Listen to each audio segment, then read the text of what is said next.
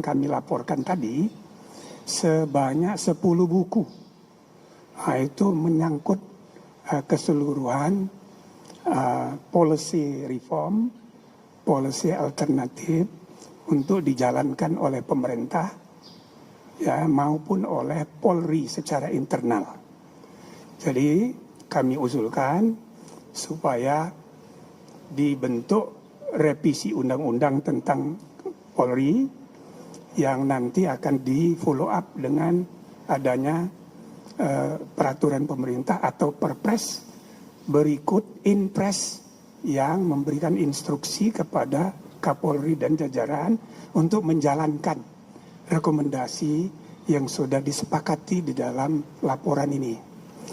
Nah, termasuk di dalamnya agenda untuk reformasi internal yang harus mengubah sekitar, atau bukan sekitar, sudah kita hitung 8 perpol peraturan Polri dan 24 perkap peraturan Kapolri yang diharapkan selesai sampai 2029. Nah, jadi apa yang kami hasilkan ini bukan hanya agenda jangka pendek, tapi juga sampai jangka menengah sampai 2029.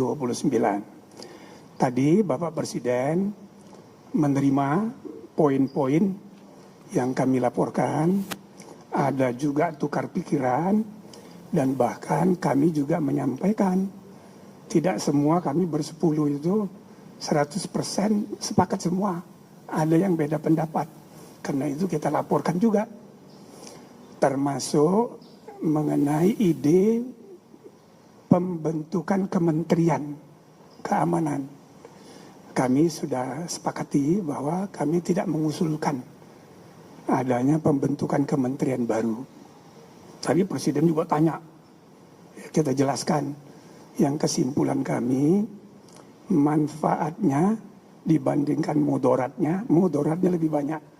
Maka ya udah, kita nggak usah usulkan itu.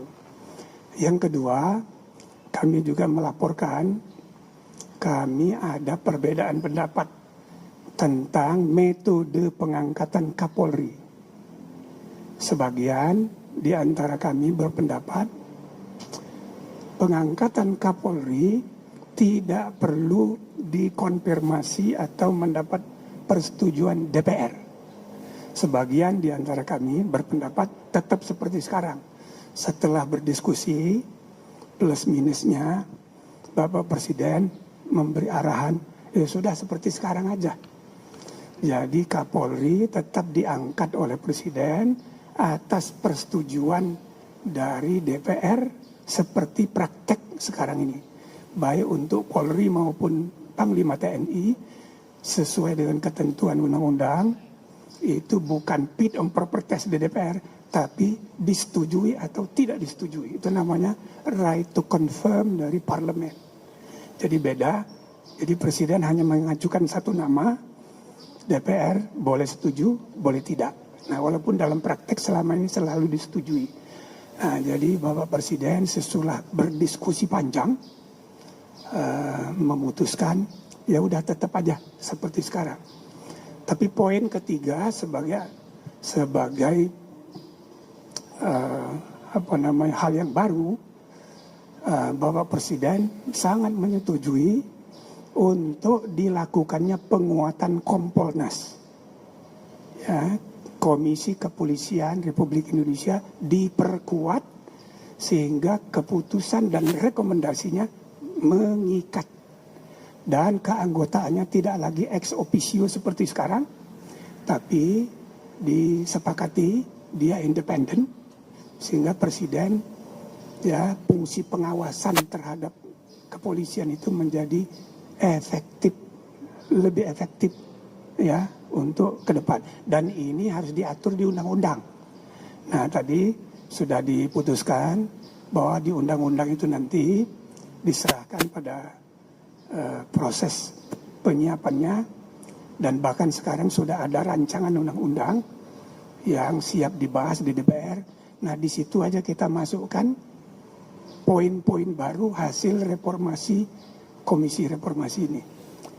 Nah, poin yang terakhir adalah mengenai pengaturan, pembatasan mengenai jabatan yang dapat diduduki oleh Polri di luar struktur kepolisian. Nah, jadi tadi diputuskan oleh Bapak Presiden harus ditentukan secara limitatif jabatan mana saja seperti di Undang-Undang TNI. Jadi tidak seperti sekarang tidak ada batasan.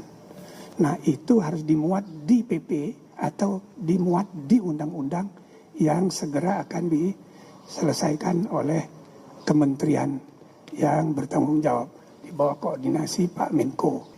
Jadi substansi 6 hal itu pertama berkaitan dengan aspek kelembagaan dan yang kedua berkaitan dengan aspek manajerial.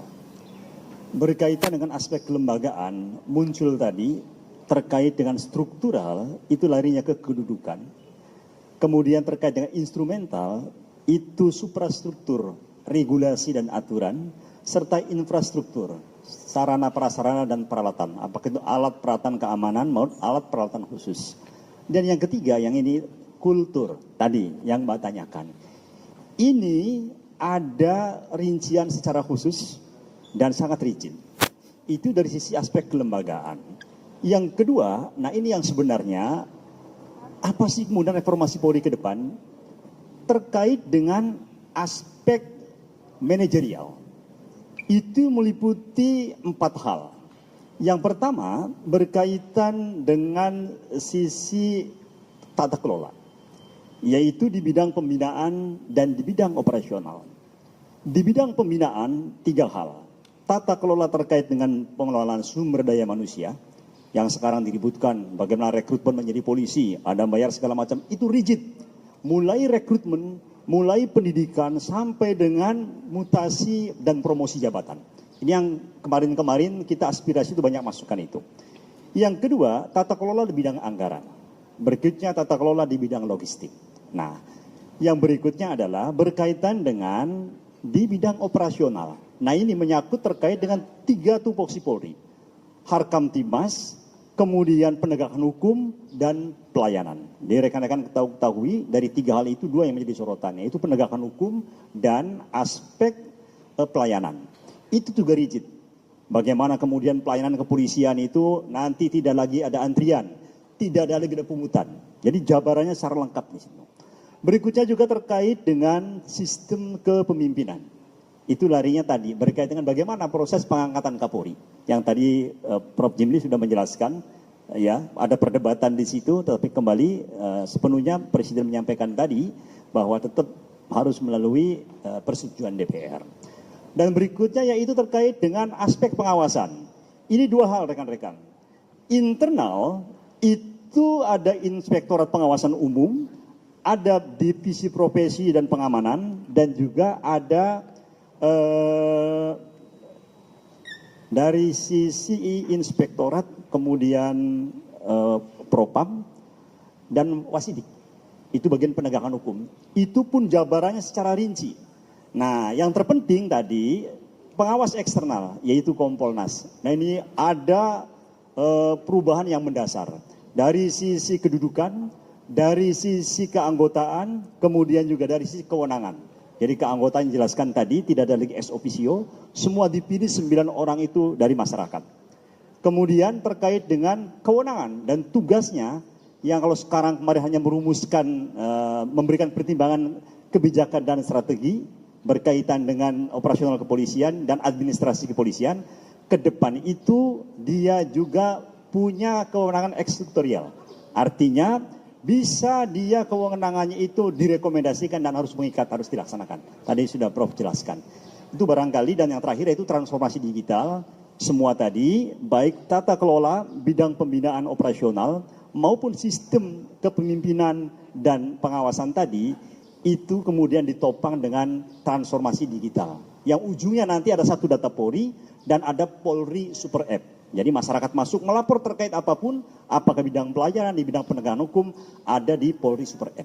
Itu kira-kira garis besarnya. Jadi ada aspek kelembagaan dan ada aspek manajerial. Jadi aspek kelembagaan dari tubuh organisasinya, manajerial bagaimana organisasi itu dikelola. Jadi lengkap sekali terkait dengan rekomendasi ini.